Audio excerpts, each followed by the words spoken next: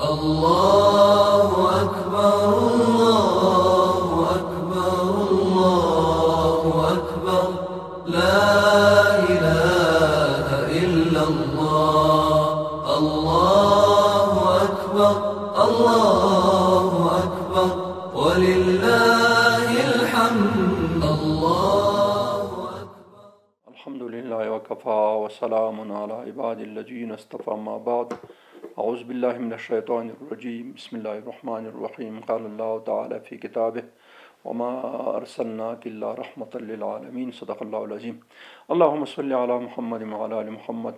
كما صليت على إبراهيم وعلى آل إبراهيم إنك حميد مجيد. اللهم بارك على محمد وعلى آل محمد كما باركت على إبراهيم وعلى آل إبراهيم إنك حميد مجيد.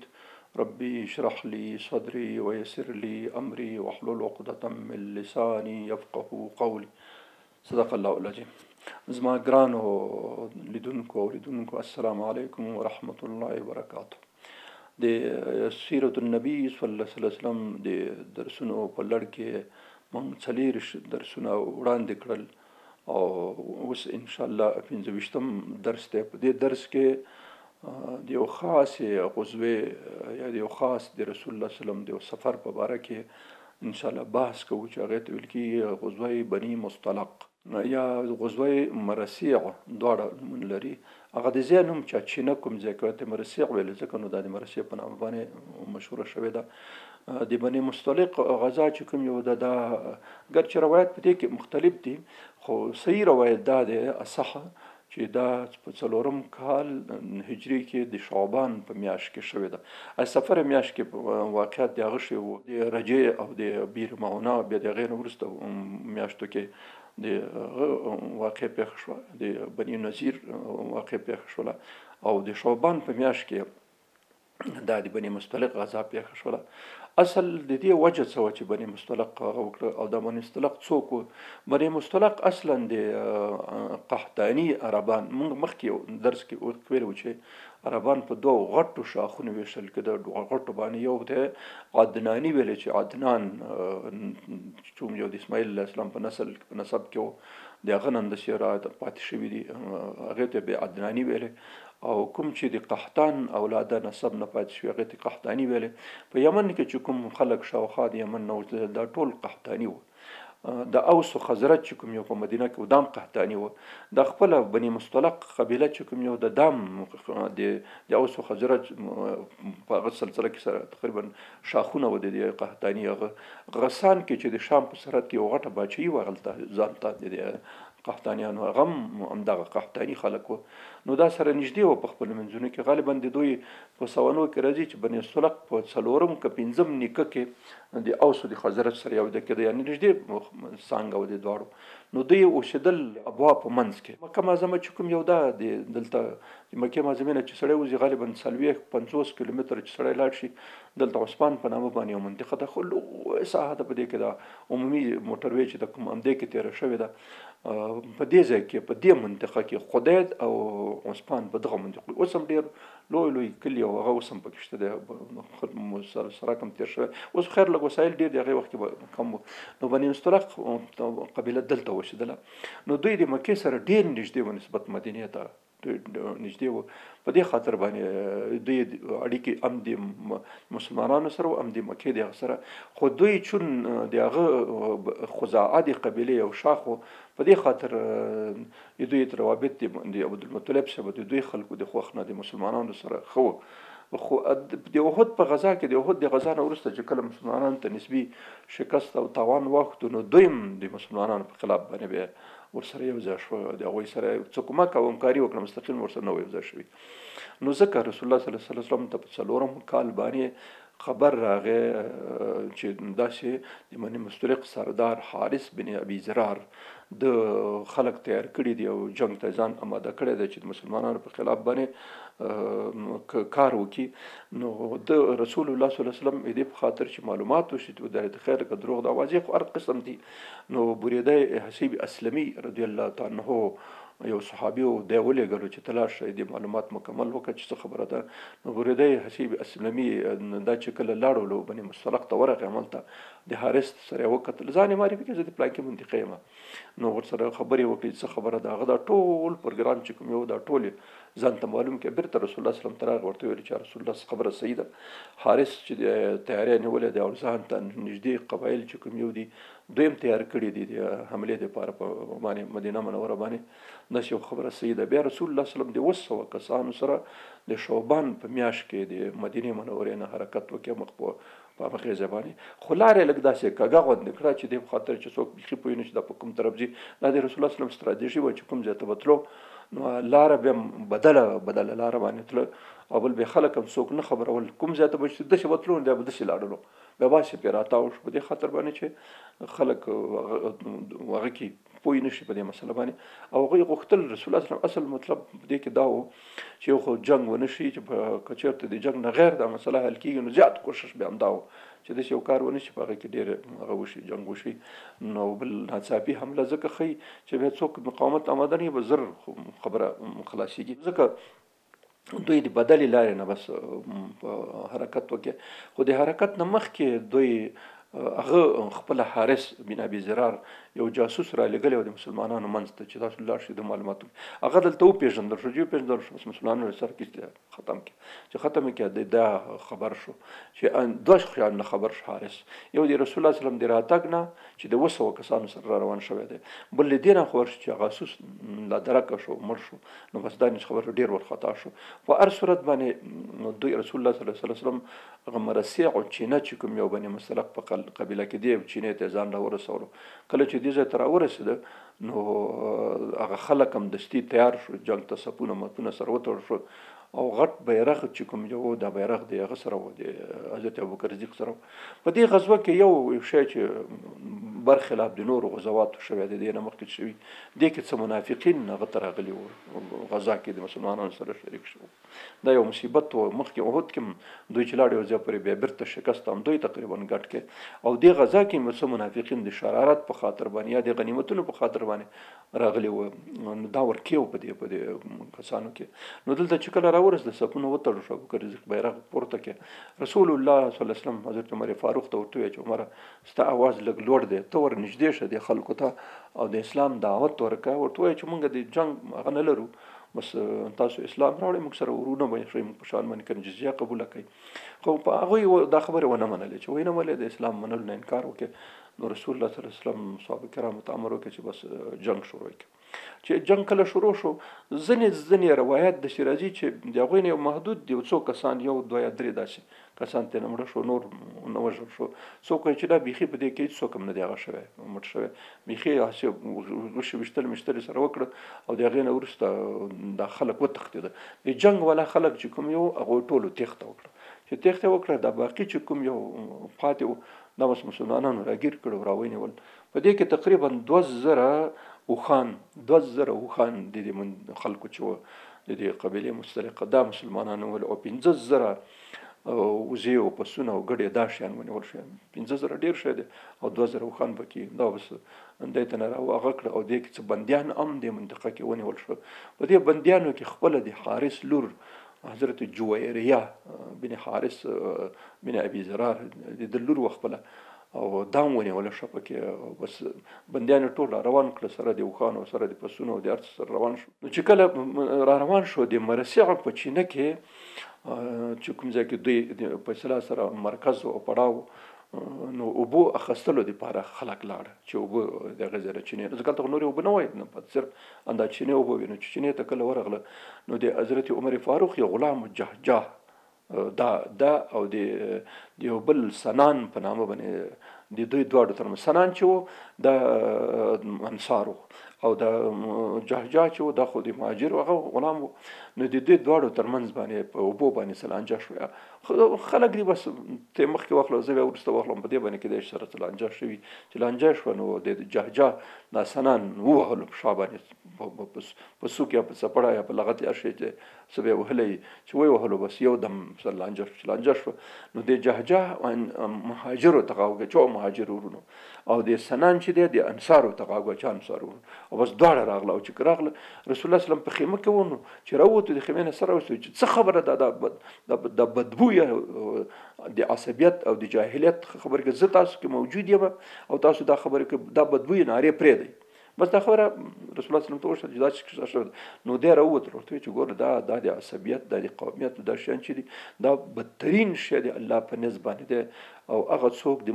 مونږ د امت نه دی چې هغه عصبیت لپاره کار کوي او دا چې څوک په عصبیت باندې مړ شي نو هغه مرګ د جاهلیت مرګ دی او د جاهلیت په مرګ نه د کفر او د شرک په مرګ باندې سړی مړ کیږي چې په دې عصبیت او قومي او ژبني او لساني او په دغه اختلافاتو کې څوک داخلي دا مرګ خرابېږي نو رسول الله صلی الله علیه وسلم قرار کړ بس سلام داسې غلی شوله خو دې وروسته بیا تاوان وکړ تاوان دا شولو چې دا خبره هغه ته ورسته عبدالله بن ابی بن سلول ته دام مدبختم په دې هغه کې راغلی و په دې سفر کې د مسلمانانو سره وشو نور کسانو ورسره د زوی هم عبدالله نومې د هغه بالکل مخلص مسلمان و د خلک راغلي وو چې کله عبدالله بن ابی بن سلول ته دا خبره ورسده نو د ډېر زیات په قهر شو په غوسه شو او د خلکو ته پیغور ورکړ چې خدای مو وهه ما درته نه ویل چې د خلک مو پرې تاسو مصارف پکول تاسو په خپلو پیسو باندې دا مس کړل او دا مو کړل کورونو کې ځای ورکړ خپل مالونه ورسره تقسیم کړو ونې ورکړل او دا مو کړل تاسو راغټ کړ اخر اوس په ستاسو باندې سترګې راوباسي او دا کوي نو د خبره دا وکړله چې که چېرته مونږ مدینې ته ورسېدو حتی سوره المنافقون 28مه سپاره کې سوره المنافقون د دې باره کې باقاعده دا سورت نازل شو نو دا سورت باقاعده سورت نازل شو د مبارک چې منافقین دغه خوې خاصیت لري او د مشر د منافقینو چې لا تنفقوا علی من عند رسول الله حتى ينفذوا تاسو هغه کسان چې د رسول الله صلی الله علیه وسلم ملګري صحابه کرام په دې باندې خرڅ او هغه مکوئ دا خو په زوره تاسو ته لانجه جوړي او هغه جوړي نو الله پاک فرمایي چې ولله خزائن السماوات والارض تاسو د څه فکر وکړئ چې تاسو پیسو ته دوی دونه محتاج دي که تاسو دوی باندې خرڅ ونه کړئ د خلک تنه لري شي الله پاک سره اسمانونو د ځمکې خزانه دي هغه د تاسو دولت صرف د تاسو د امتحان په خاطر باندې دا خبره ده کني هغه ته د شانو څه ضرورت دی نو دې بدبخت دا خبره وکړه که چیرته رجعنا الى المدينه ليخرجن الأعز منها الأذل او کوم مدینه ته ورسېدو نو په مدینه کې به کوم چې د عزت خاوند خلک دي ځان خودلو د منافقینو نو هغه کسان چې ذلیل دي هغه به وباسي د مدینه نه به وشړي مطلب مسلمانان ذلیل دي د ویلې او د منافقین او د کوم کلان چې د عزت خاوندان عزت خاوندان به راپورته شي د ذلیل خلک به د مدینه وشړل شي دا خبره غوا اوریدله یو صحابي حضرت زید رضی الله تعالی عنہ دا خبره واوریده چې کله واوریده نو رسول الله صلی الله علیه وسلم تراغه ورته ویلې چې یا رسول الله دی عبدالله بن ابی بن سلول خدای خبر کړو زناسم په مجلس دا نو د شکشر هغه د چا ډیر هم ورته راتلو نو ما خبره واورې دغه خبره وکړه بس د حضرت عمر فاروق ته وکړه چې دا خبره ده بیا دا خبره هم د غرور او لاړه لري انصار کوم مشران چې کوم یو حضرت سعد بن عباده دا خلک په خبر شو نورم په خبر شو نو په دې خبره باندې د خپل د خزرج د قبیله نه او د اسد بن عباده د خزرج د قبیله سردار و نو بس دا خبره ټول ته ورسېده چې دا شي او عبد الله بن ابي بن سلول خدای چې ډېر بد خبره کړې چې لا رجعنا الى المدينه لخرجن الاعز منها الاذل عزتمن خلک ورجګ شو د ذلیل خلک وباسي نو رسول الله صلی الله علیه وسلم په دې قطار کې راوصلو نعوذ بالله منه چې دیم ذلیل انسان دی دا به موږ شړو دي وطن خو خیر دا خبره چې هغه شوله هغه ته ورسېدله حضرت عمر فاروق چې کله دې خبرې نه خبر شو رسول الله صلی الله علیه وسلم چې ورته نو بس هغه ورته چې رسول الله ماته اجازه راکړه دې منافق سر وهم هغه ورته غلی شه دا خلک د شدي چې بیا به خلک وایي چې محمد اخر په خپل خلکو شروع راوړو خپل خلک موجي نه خبر خو شاکی کې پټه خو نه پاتې کیږي پټه پاتې نش بیا به خلک دا وایي دا ګوره د سړی د خپل اقتدار او د خپل هغه لپاره سیاست په خاطر باندې خپل ملګری چې د سره ملګری هغه په وژلو شروع وکړه نو بس د ورته ورته دخل شي دا خبره کې نور وګتی مو خو انصار مشران وروغته غیر دی غنه چې د سړي دا خبره کړې دا او دا تاسو په دیغه کې څه دی دینه د زوی خبر شو عبد الله چې کوم عبد الله بن ابي بن سلول دا چې کله خبر شو بس د قسم وکړي چې زب وستا سره ګورم ته خبيثه اوس دونه غشوي رسول الله صلی الله علیه وسلم او مسلمانان ته ذلیل بوري او ته ذات عزتمن بوري نو دا خبره چې کله مدینه ته حرکت شروع شو مدینه ته تل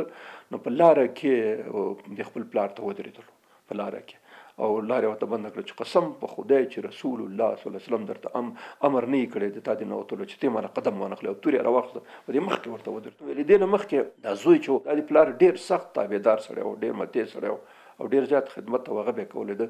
خو دې مسله کې یو دم بس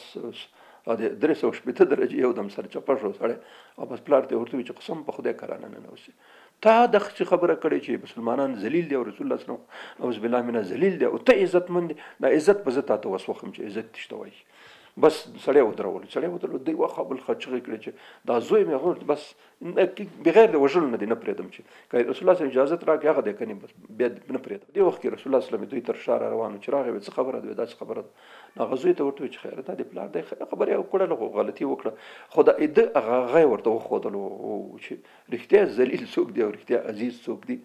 چې ته ځان عزیز بولې د اوس د عزت ته ثابت کړي چې د عزت او د رسول الله صلی الله علیه وسلم حیثیت او شان او مسلمانانو شان ته ګوره چې د خبرې کې نو د صح وډار کې په دې جریان د دې کې دا یو واقع و چې د کې د قومیت او عصبیت او د دې کار لپاره باقاعده د خبيسان د منافقینو د شرارت جوړ کې قرآن عظیم شان کې دې ته باقاعده اشاره شوې ده چې تاسو لا تخرجو تاسو مو پر دې خروج ته ورته چې بس موږ سره منځي جهاد او غته ځکه تاسو بغیر د منافقت نه بغیر د شرارت نه تاسو بل کار نه لرئ چې کار نه لري موږ سره مزه کوشش وکړئ چې منافقین درسره د آیاتونه بیا د تبوک په غزا کې باقاعده نازل شي منافق سره ځان سره مبه ځکه دلته شرارت کوي بغیر شرارت نه بل کار نه لري. یو مسله دا چې په دې غزوه کې پیښه شوله او بل مسله دا و چې په لاره کې چې کله د غزنه کوچ وشو او د کوچ را روان شو رسول الله صلی الله علیه وسلم عادت مبارکه دا و چې کوم ځای کې په پوه شو چې وسنو خلک ډیر ستړي شوي دي نو بیا به شپې الته واړه او شپه به وکړه او سار وختي کله به عمل تل منځ وکړي او کله به لمنځم بل ځای ته ورسول چې کوم ځای کې به دی بو زیاو ځکه ته او 10 او 10 شان مشکلات نو بس دا بیا کار کول. بل خبره دا و چې د سفر په جریان کې چې کوم ځای کې به دوی شپې واړول نو بیا یو صحابي خامخا د دې لپاره مقرر کې چې مونږ کله روان شو مکمل پړاو خالی شي د ځای خالی شي نو بیا به تر ازي دا ټول زینب یو ځل چک کې وبې ګوري ناشنه چې کوم شی د چانه پاتې ځکه دا چې کله کور سفر مبر چړې کې ډیر شي نه سړی نه یاد وځي پاتې شي لاندې باندې نو ته بیا راځي بیا به دا ټول شان چکوي د ازي به ګوري یو ځل په ټول تلاشي کې چرنای ځکه دوی په وختي تیار کېتل نو هغه کوم به معذب صحابي وو هغه صحابي به ورسته به راتلو پرانا کې ټول شان به معلومېدل. نو په دې غزوه کې دوه غوي یو دا چې د رسول الله صلی الله علیه وسلم سره مخکې موږ دا خبره کړې و بخاری حدیث دی چې رسول الله صلی الله علیه وسلم کوم غزوه ته تلو نو پچ بیا چوله دي امهات المؤمنین ترمنځ باندې د بیبيان ترمنځ چې داری وي پچ بوخته غبطله نو په دې غزوه کې چې کله رسول الله صلی الله علیه وسلم تلو نو بیبي عائشه رضی الله عنها سره ملګری و د دې پچ وخت دا ور سره ملګری شو او سفر کې واپسې چې شپې یو ځای کې د پړاو وکړل ته شپه وکړه نو سحر وختي आवाज وشي ځانونه آماده کې بس کوچ ته وځو. په دې وخت کې حضرت عائشه بیبي رضی الله عنها قضای حاجت ته تیر شو نو هلته ټول ځنګلونه او شاوخونه د زغلداري ونه نو دې ته چې نه وتل بس دا دې کوم هار چې هغه کوي هغه چې ون خطه وسیسته وش کې د توي شو چې توي شو دا په دې په لټي چې یو دانه غمی مې چې په کې دا لټي چې دا ټول کې ډیر وخت وته چې کله بیرته راغله چې ګوري چې خلک لاړ دي ټول هیڅ کوم نشته او هغه وجداوه د خپل بخاری کې د حدیث ته غټ لوی حدیث ته نو په دې کې وایي چې زه چې کله راغلم چې ورمکه هیڅ کوم نشته ده او وجداوه چې دا کوم خلکو چې د ما کې جاوا دوی په کې جاوا کې سپاره کې د سره دا کې جاوا دوی باخیده لیدل بس فکر کړي چې دا په کې ناسته بچګه کړي ځکه وجدا خپل وایي چې په هغه وخت کې مونږه خوراک ډیر خراب او ډیر خوراکو نو مونږ او چکله کې وزن هیڅ نه معلومه ده زه خو بیا د ځوانه جلی وم زه به خیس پکم نو داخله چې راغلی چې جاوا جوړ کړي د نه د محسوس کړي دا اوس په کې ناسته ده کنه ده ناسته ځکه ما وزن ډیر کم ونه چې کوم دوی نه د محسوس کړي بس دوه کسان نیول او کې جواب وخی او تړل نو روان شوی دي فکر نه د کړی د څوک شته کنه کني دا معلومی کې چې وزن زیاتی خو دوی د دماغ دی به وزنې په وجه باندې دا محسوس نه کړ چې دلته څوک شته زه چې کله راغلم چې ګورم څوک نشته بس عمل ته کې نشته او وجه دا و چې ماته دا معلومه و چې رسول الله صلی الله علیه وسلم یو سړی ورسته به راځي او دا ټول زوینه تلاش کین چې راشي بس هغه به موګری به یو ځای سره زو کوم خو خو نشته چې هیڅ امکان نشته هغه به څومره مزل کړي دا پته نه لګو زم نشم تلای پسې نو عمل ته کې نستم خود کې نستو سره ماته خو برخه زوی د شو نو په دې غزوه کې صفوان بن معطل رضی الله تعالی عنہ یو صحابي انصاري د تعین کړی و چې ته به شاته راځې چې خط رڼایي شي نو رڼا کې راشي دا ټول ځایونه چک کړه چې کله هغه کاروان لاړ و رڼا شوه سپین هغه شوه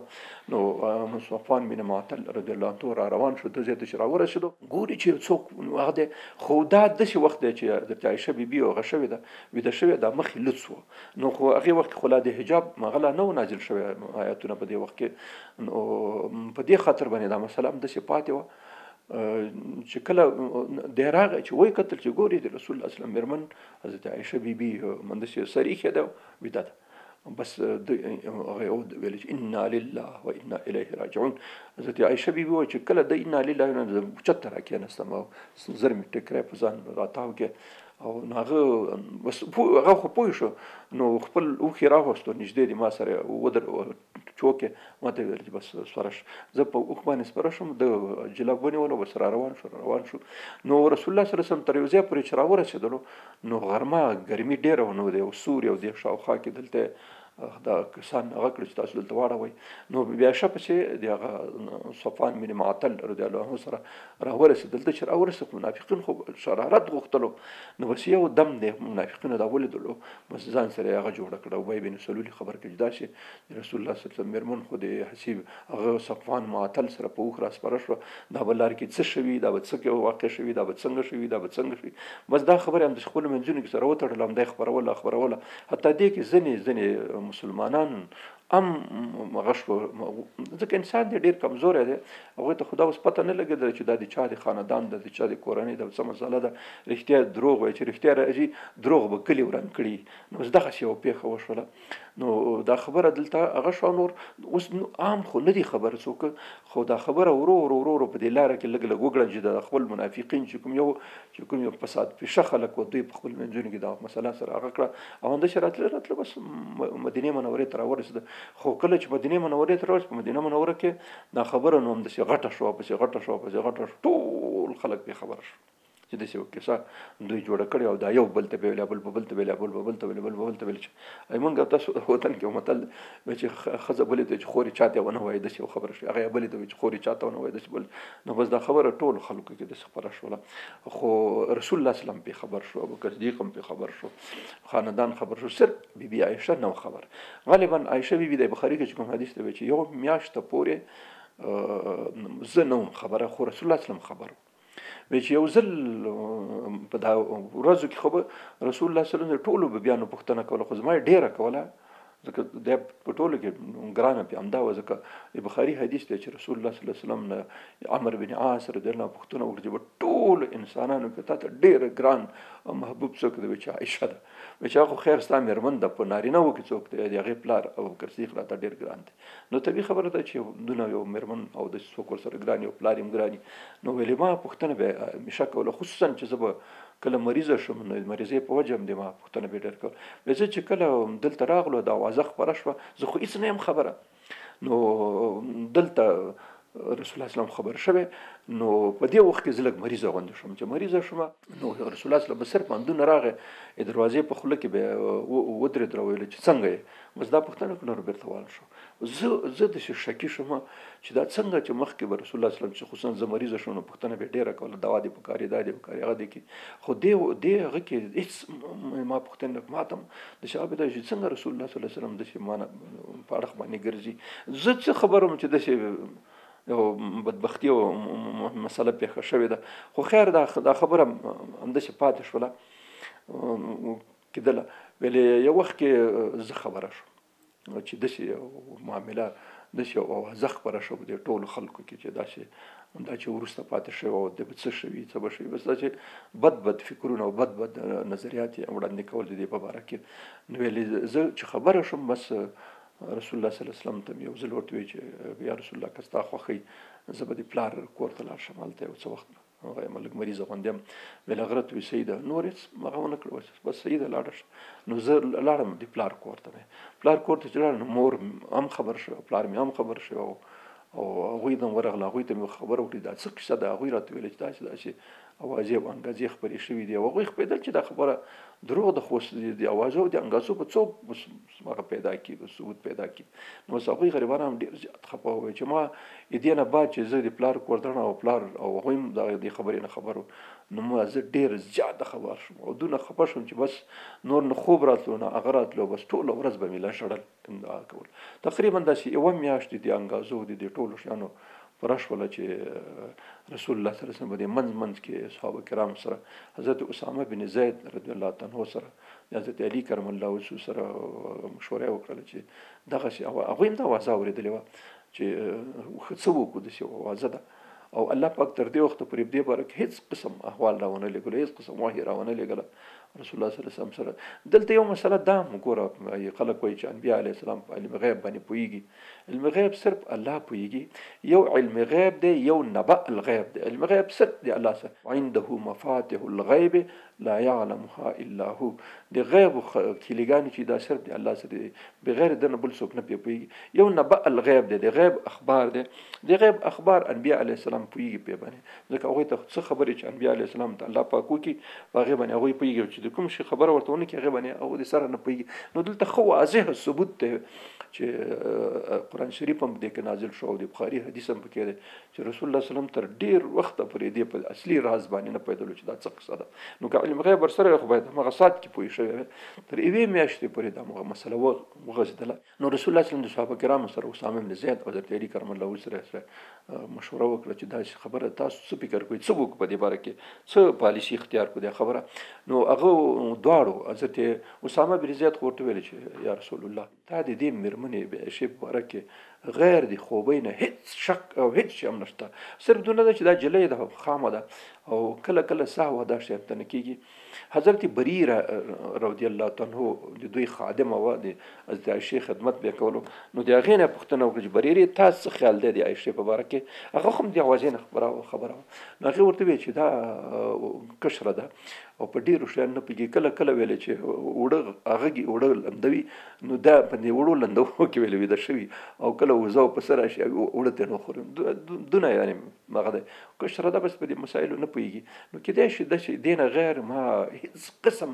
شک او شبه په دې هغه باندې نشته او نه د خاندان دی هغه دی شي دی. او د حضرت علی کرم الله وجهه سره چې هغه وکړله مشوره وکړه، نو حضرت علی ورته ویل چې ګوره دا خو د ښځې خبره ده، خو ښځه ده، که چېرته رښتیا دا کار دې نه شوي خو بس طلاق ورکړه، خوشې کیسته ولاړ شي. په دې باندې بي عایشه زما بیا ډېره خفه وه چې خو کم از کم تا خو د زموږ خاندان کورنۍ د خلکو ته کتلي وو، تا داسې مشوره وکړه چې دا خوښې د رسول الله صلی الله علیه وسلم زوجیت نه وتل دا ګوره د جنت نه سړی محرومېدل مسله یې پکې، ځکه خو عایشه بیا ډېره خفه وه. دا مشوره وکړه اسامه بن زید حضرت بریره رضی الله عنه چې دوی خادمه وه، هغې دا مشوره وکړه چې نه په دې باره کې هېڅ قسم تشویش مه کوه، دا مسله بیخي څه خبره نشته دی. نو بیا دا وشو. نو د دې مسلې نه رسول الله صلی الله علیه وسلم ډېر زیات خفه شو. یو ورځ د جمعې په ورځ باندې جمعې مونځ خطبه کې رسول الله صلی الله علیه وسلم ناسو او دا خبره خطبه کې یاد کړ چې حضرت سعد بن معاوده رضی الله عنه ناسو، حضرت سعد بن معاذ هم په دې مجلس کې ناسو، نور صحابه کرام هم ناسو. نو رسول الله صلی الله علیه وسلم په خطبه کې دا خبره وکړه چې زه ما خلک ځوروي، ما باندې دغسې تورونه زما په کورنۍ باندې، زما په خاندان باندې، زما په مېرمنو باندې خلک بد تورونه تړي، نو زه د دوی نه ډېر په عذاب یم، دوی د الله نه ویرېږي او هغه دې وشي. په دې وخت کې خو خلک خو ټول خبر وو، دې خبرې نه داسې نه وي، دا خبره ټولو خلکو ته رسېدلې وه. نو حضرت سعد بن معاذ رضی الله عنه په دې خطبه کې جګ شو، ورته ویل چې یا رسول الله ته سړی وښیه، که د ما د قبیلې سړی یي نو زه یې دستي سر کټ کوم، ولاکې پرېږدم، ځکه چې تا ته څوک ضرر رسوي. ګوره د قرآن مشان کې آیات دی چې هغه څوک چې رسول الله صلی الله علیه وسلم ته ضرر رسوي څه قسم خلک دي. دا خو ډېره خطرناک ده. رسول الله صلی الله علیه وسلم ضرر رسول چې دا کفر دی، اصلا دا ځاتي خبره نه، کنځل ورته کول کفر دی، بل چاته کنځل وکړي ګناه ده، خو رسول الله صلی الله علیه وسلم کنځل کول دا کفر ته سړی وځي، ضرر رسول ورته کفر ته سړی وځي. نو هغه ورته وایي چې ته ما ته خالي وښیه څوک د ضرر رسوي، که د ما د قبیلې سړی همدا اوس دلته سر ته نغوڅم، او که د بل چا یي نو عبدالله بن ابی بن سلول چې و دا د خزرج د قبیلې سردار چې و سعد بن عباده، هغه هم ناست و، هغه ته غوسه ورغله چې دا خو لکه مونږ په خلاف باندې هغه خبر و چې دا خبره خو دې قبیس کړې ده. نو ورته ویل چې ته په دې کې کار نه لرې چې د بل چا د قوم هغه پوهېږي او کار یې پوهېږي. دلته لانجه جوړه شوله، چې لانجه جوړه شوله د دواړو ترمنځ باندې، بس رسول الله صلی الله علیه وسلم ورته غلی شي، خبره هم دلته پرېږدی بس دي. خو دا خبره رسوایي ته ووتله رسوای ته چې وتله په دې وخت کې عایشه بیبي خو په دې وخت کې د پلار په کور کې وه ځکه لاړله چې پوه شوه چې خبره ده شوې ده نو بس هلته لاړه چې پلار کور دی او هر څه چې کېږي بیا به وروسته سره ګوري که بیا طلاق واقعېږي که بس ملزوله وتقېږي نو بس تیاره پلار په کور کې وم بل پلار و مور خو خامخا په اولاد باندې زړه سوځي یا چې خیال او هغه ساتي خو په دې پوهېدل چې دا مسله دروغ ده هغوی نو وخت کې رسول الله صلی الله علیه وسلم بیبي عایشې ته ورغی کور تختې خپله دا ټول اوږد د بخاري حدیث دی دا ټول نو هلته ورغی او ورته کېناستو ورته ویل چې ګوره عایشې که بالفرض دا خبره صحیح وي دا خبره صحیح وي دا کار شوی وي خو دا خیر ګناه ده ګناه د انسانانو نه کې انسان خو معصوم نه وي بغیر د پیغمبرانو علیه السلام نه نو که دا غلطي شوي دا شی شوی نو ته الله پاک ته توبه وباسه زه به هم الله پاک نه غواړم چې تا ته مغفرت وکړي خو شوې ده ګناه که شوي نو ګناه خو د انسان نه کېږي څه خبره خو نشته او الله ته توبه وباسي بس د توبه باندې هر څه بخښل کېږي کله چې دا خبره رسول الله صلی الله علیه وسلم حضرت عایشې ته وکړه نو عایشې بیبي خپل پلار ته وکتل ابوبکر صدیق هم ناست و ورته وی چې جواب ورکړي رسول الله صلی الله علیه وسلم ته دې خبرې تاسو ته خو معلومات شته چې دا خبره اصل خبره څه قسم ده نو خیر هغوی غلي شو ځکه یو شی چې اوس سړی 100% په دې قانون څنګه وایي چې نشته دی پیدل خو داسې چې سړی بل چا ته وایي دلیل دا نشته دی بیا مور ته هغه وکړه چې ته د رسول الله صلی الله علیه وسلم جواب ورکړه نو بیا چې دواړو هېڅ ځانونه غلي کړه نو حضرت عایشه وایي چې ما ورته ویله چې زه خو بغیر د هېڅ دلیل نه لرم دا خبره زه پوهېږم الله پاک به انشاءالله د ما په باره کې دا خبره نازله کړي تا ته به خبر درکړي زه څه خبره چې الله پاک به وحي رانازلې خو ورته ویله چې خامخا به تا الله پاک پوهېږي په دې خبره باندې دا خبره دروغ ده خو زه به د یوسف علیه السلام د پلار په شان باندې بیا په دې وخت کې مې د حضرت یعقوب علیه السلام نوم دی یادوته او بس ویل چې د یوسف علیه السلام د پلار په شان باندې بس زه ما وظیفه به صبر جمیل وي نور دې نه نشته زه په دې ښه پوهېږم چې دا 100% دروغ دي او دا بهتان دی چې په ما باندې تړلی شوی دی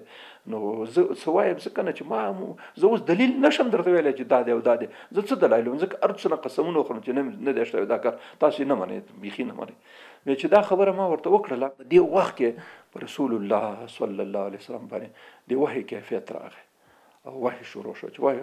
شروع شو نو چې کله وحي کیفیت ختم شو نو بس سر یې راجګ او وی خندل او راته ویل چې عایشې مبارک دې شه او الله عز وجل ستا په براءت او ستا په پاکۍ کې 10 آیاتونه د 11 آیات نه تر 20 آیات پورې سورې النور دا آیاتونه نازل شو ان الذين جاءوا بالافك عصبه منكم لا تحسبوا شر لكم بل هو خير لكم هغه چا چې دا تور د بهتان د پروپاګند جوړ کړی دی هغه د تاسو خپل خلک دي پردي خلک دي دا د مدینې اوسېدونکي خلک دي تاسو دا شر فکر مه کوئ بل هو خیر لکم دا تاسو لپاره خیر دی ځکه په دې کې داسې قانوني مادې وروسته نازلې شولې چې هغه د اجتماع د اخلاقي روزنې او د هغې د ساتلو لپاره ډېر مهم شیان را نازل شو لا تحسبوا شر لکم بل هو خیر لکم تاسو دې پیغه دی بیا وروسته مسلمانانو ته هم څنډنه وکړله او لږې پوه یې کړ چې ګورې تاسو خو لږ دومره فکر وکړئ دا تاسو چې کوم خبرې شروع کړې وي یو بل ته ویلې نو تاسو خو تحسبونه هنیئا تاسو دا فکر وکړئ دا سپک دا اسانه خبره دا ډېره هغه ده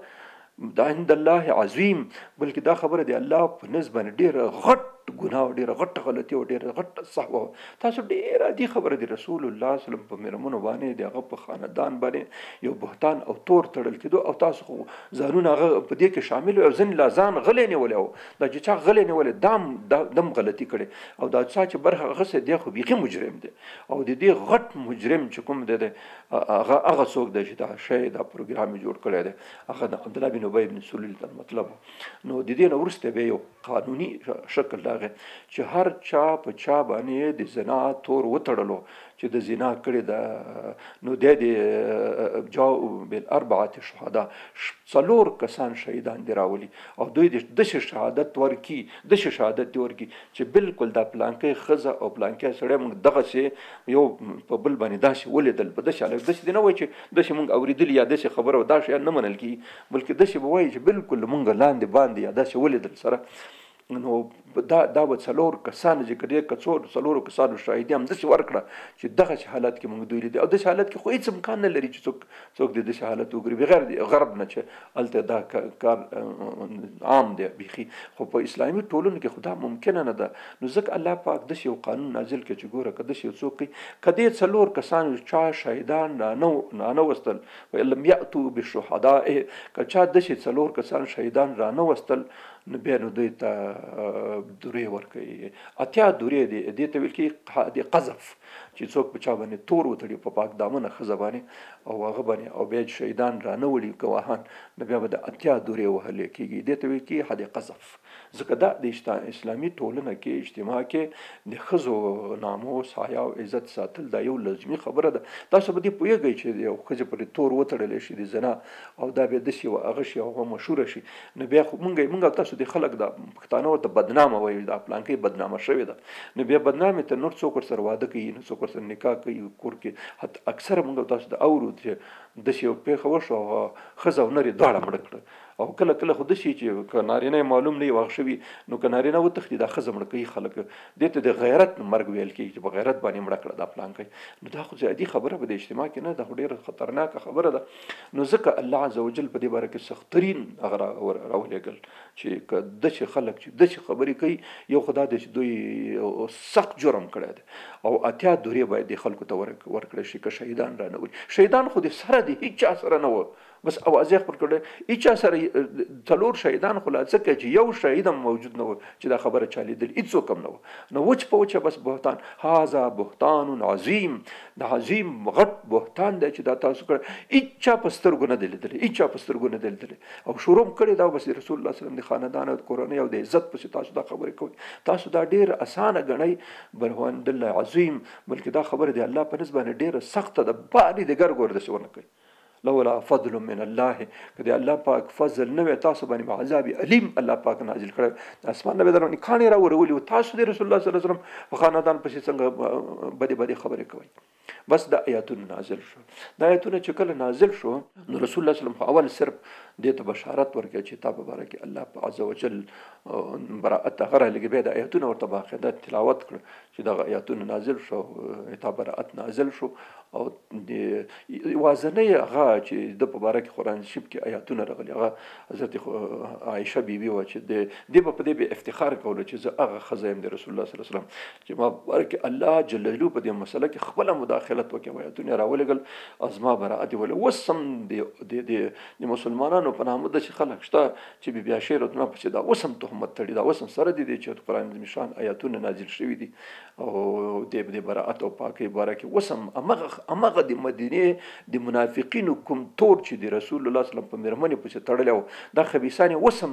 همغه عینا تور اوس هم تړي چې دا داسې وه نعوذ بالله منها وي دا فاحشه او دا نو ته فکر وکړه چې قرآن عظیم شان څه وایي باقاعده لس آیاتونه به دې مسله کې نازل شوي دا براءت هم ثابت شوی په قرآن عظیم شان او دا خبیثان بیا هم دا خبرې کوي بیا ځان ته مسلمانان وایي چې موږ مسلمانان هم نو سړی خو دې مسلې ته باید متوجه شي دا خو دا الله پاک چې وایي تاسو دا خبره ډېره ساده بولئ اسانه بولئ خو بل عند الله عظیم دا د الله په نسبت باندې دا ډېره غټه او بده خبره ده چې دا تاسو کوم یو سلسله د دې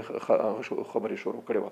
نو بس رسول الله صلی الله علیه وسلم حضرت ابوبکر صدیق په وړاندې باندې او د مور په وړاندې دې ته دا چې هغه ورکړې نو هغې هم ډېر خوشحاله شو نو مور یې ورته ویلې د هغه د عایشې بیبي ام رومان په نامه یې مور وه ام رومان ورته ویلې چې لور یې جګه شه او د رسول الله صلی الله علیه وسلم لاسونه مه چکه بیا چې بیخي نه مه چکومه ځکه تاسو دواړو او رسول الله صلی الله علیه وسلم درې واړو په جمن باندې په ما باندې دا شک کولو چې دا کار شوی دی که الله پاک مداخلت نه وی کړی او هغه د آیاتونه نه وی رالیږلي تاسو په ما باندې بیخي زړه هغه شوی و چې دا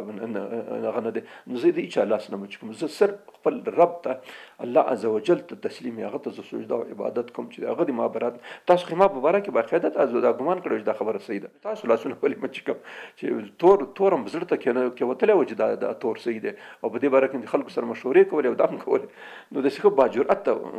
وغږېدله د رسول الله صلی الله علیه وسلم او د دوی په وړاندې چې تاسو خو بالکل په ما باندې دا شی تپلی و چې دا خبره شوې ده نو ځکه زه د چا لاسونه نه مچ کوم بس همداسې دا خبره دي نو دا غزوه د دغه په حساب باندې مشهوره شوې ده چې په دې کې په حضرت عایشې باندې دا تور تړلی شوی او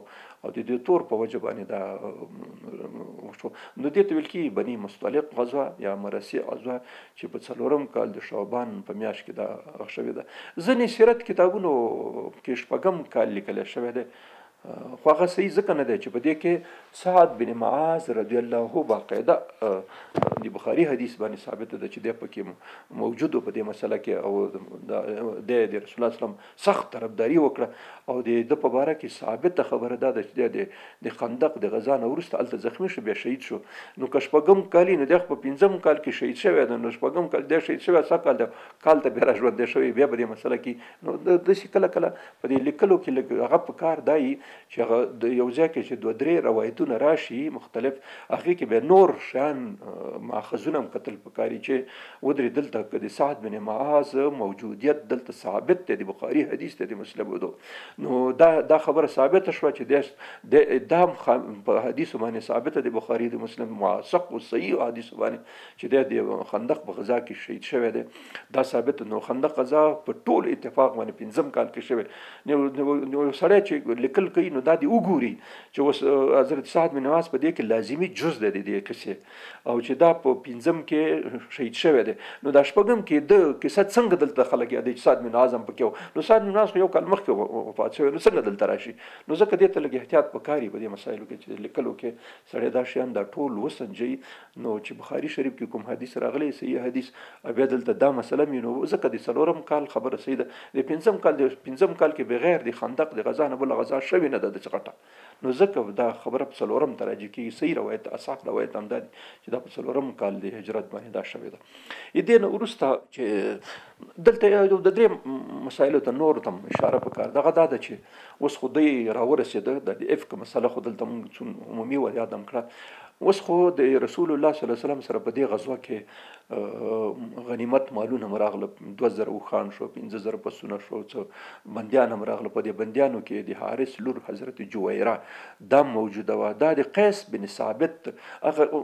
کله چې بندیان ونیول شي نو هغه غلامان معمولا هلته ویشل کېدل به په خلک باندې،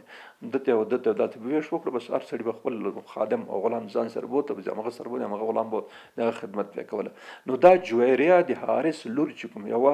دا د هغه ورسېد، ثابت بن قیس په نامه باندې ورسېدله. د چې ورسېد د خو د مکاتبت ورسره وکړه. د فقه کتابونو کې شته اوس غلامي بیخي ختمه شوې ده، او اسلام ډېر زیات په دې باره کې هلې ځلې وکړي چې دا شی ختم کړي. نو ثابت بن قیس مکاتبت دې ته ویل کېږي چې یو غلام دی، لکه مخکې مونږ د سلمان فارسي په باره کې یو خبره وکړه چې هغه د خپل هغه سره مکاتبت وکړه. مکاتبت دا معنی چې خپل بادار ته ورته وایي چې زه خو تا یم، خو خبره داسې وکړه یو څه ماته معلوم که هغه تا ته درکم، زه به د دې غلامۍ او د دې هغه نه خلاص شم. دې ته ویل کېږي مکاتبت. او زموږ په شریعت کې حکم دی، ګوره که چېرته غلام چا ته راغی او د مکاتبت مطالبه یې ته نه وکړه نو دا باندې لازم واجب دی چې دا سړی به مني، دا بادار به دا خبره مني، غلام به بس پرېږدي چې دا مزدوري وکړي، پیسې پیدا کړي او دا وکړي. نو جویریه د هغه سره ثابت بن قیس مکاتبت وکړه، ورته چې بس دونه مال هغه راکړه، بس ته ازاده یم، زه به دې ازاده کړم ځکه ته سردار لور یې، دلته په کار هم نه دی. نو په دې وخت کې دې ورسره ومنله چې وایي منله. نو دلته 2 خبرې وشوې. یو خبره دا ده چې دې سره خو پیسې نه وې د هغه وه، او بل پلار یې هلته خو وتښتېد، هغه خبر شو چې داسې مالور بندي شوې ده او هلته مکاتبت یې کړې. نو هغې ځان سره د فدیې دپاره 4 اوښان راوسته. 4 اوښان په دې روایت کې راغلي، 4 اوښان یې ځان سره روان کړ چې دا زه مدینې ته بوځم او په مدینه کې به یې ورکړم او بس لور به مې راخلاصه کړم. خو دې خبر نه و چې لور یې مسله څنګه شوې ده. نو دا حضرت جویره چې کوم یوه دا راغله په دې خلکو ګرځېدله، خو د خلکو نه ټول نه اول رسول الله وسلم ته راغله. حضرت عایشه بیبي وایي چې زه ویلې د رسول الله وسلم زما په حجره کې دواړه ناستو چې د اجازت اواز وکړو چې که اجازت یې زه درځم. نو جویریه راغله په دې دروازه کې ودرېده او رسول الله صلی الله علیه وسلم ته ویل چې دا چې زه خو جویریه یم، نوم مې جویریه دی، د حارث بن ابي زرار لور یم، د رئیس د دې قوم، او زه بندي راغلی یم، خو ما ثابت بن قیس په هغه رسېدلی یم، هغه ما سره مکاتبت هغه کړی دی او ما ته اوس د پیسو ضرورت دی، زه تا ته راغلی یم د چندې دپاره چې ما سره څه کومک وکړي. حضرت عایشه بیبي وایي چې کله ما ورته وکته نو ما په زړه باندې دا خبره ډېره بوج راغله، ځکه ډېره ښایسته وه او ډېر داسې باادبه او داسې بېرکتي د خان د سردار لور په دې باندې. او حضرت عایشه بیبي وایي چې په ټولو کې ښه هغه قطغ مطغ د هغه لوره په دې مېلمنو په هغه پوهېدله په طریقه باندې نو ویلې چې ما باندې دا خبره لږ درنده تمامه شوه چې دې ته مې قواره او قیافه او شکل ته مې وکته نو ما ویل چې د رسول الله صلی الله علیه وسلم خامخا دا جلۍ خوښېږي نو بس کېدای شي وایي کې نو چې کله ورته رسول الله صلی الله علیه وسلم رښتیا ورته وکتل چې وکتل نو خوښه شوله نو ورته ویل چې ګوره د یو خبره زه درته پیشنهاد وکړم که ته یې ومنې کېدای شي سره جوړ راشو نو هغه ورته ویل ګوره داسې به وکړو دا مکاتبت څومره پیسې چې ته خو چې مانه چنده غواړې نو زه به داسې وکړم دا ټولې پیسې چې کوم یو مال د درباني کې دا مال به ټول زه ورکړم ثابت بن قیس ته او خو ته ما سره بیا نکاح وکړه واده به راسره وکړې نو حضرت جویریه ویل داسې چورت وویل بیا ورته ویل چې بالکل قبوله مې ده بالکل نکاح درسره کوم او دې علت څه شی و چې دا دستي قانع شوه هغه قناعت وجه دا و چې دې مخکې خوب لیدلی و چې دا خوب داسې و چې یو سپوږمۍ راشي دې ته نو دا خو هغه چې و دستي ویل چې بالکل مې قبوله ده نو د قبولیت خبرې دپاره یو شرط و هغه شرط دا و چې باید ایمان راوړي تر اوسه خو دوی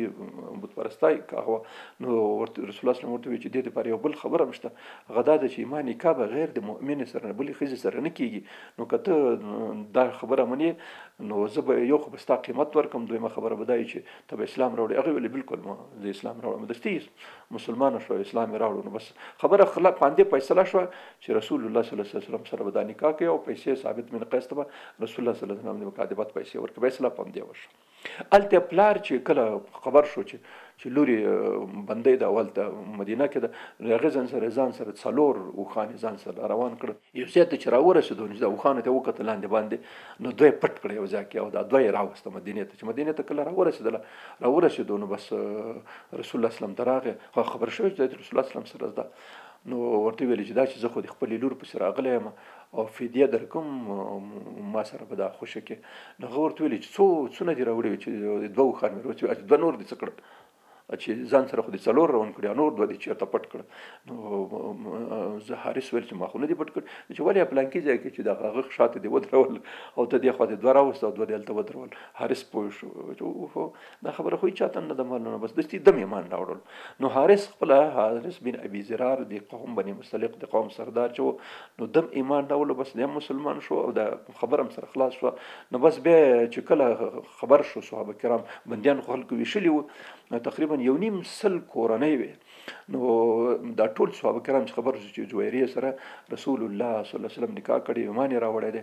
او نو بس دستي ټولو فیصله وکړه چې څومره بندیان خاندان د موږ سره دي موږ د خانه ټول آزاد دي ځکه دا خو د رسول الله صلی الله علیه وسلم خو سرګنۍ شوه اوس خو زموږ خپلوان شو چې خپلوان شو نو هغوی بندیان کله صادق شي نو ټول خپل بندیان خوشي کړم داسې مفت ټول خوشي کړل خلاص شو نو د حضرت جویریه رضی الله تعالی عنها دا نکاح چې کوم یو د خپل قوم دپاره ډېره برکتي تمامه شوه چې دا خلکو د خپل بندیان ټول خوشي کړی دی هغه په وجه باندې دې نه یو حدیث روایت شوی دی چې یو ځل رسول الله صلی الله علیه وسلم مانځه ته تللو او دا په ذکر باندې ناسته وه نو ذکر یې کولو تر اشراق پورې ذکر وکړه چې رسول الله صلی الله علیه وسلم بیرته کور ته راغی نو چې وګورئ جویریه رضی الله عنها ناسته ده ذکر او تلاوت او دا شیان کوي نو ورته وایي چې څه دې کولی تر اوسه مې ذکر کوي تا ته به زه یو ذکر وښیم چې دا څونه خواري تا کړې د هغې ټولو جواب دا درته وایي سبحان الله بحمده عدد خلقي ورضا نفسي وزینة عرشي ومداد کلماتي دغه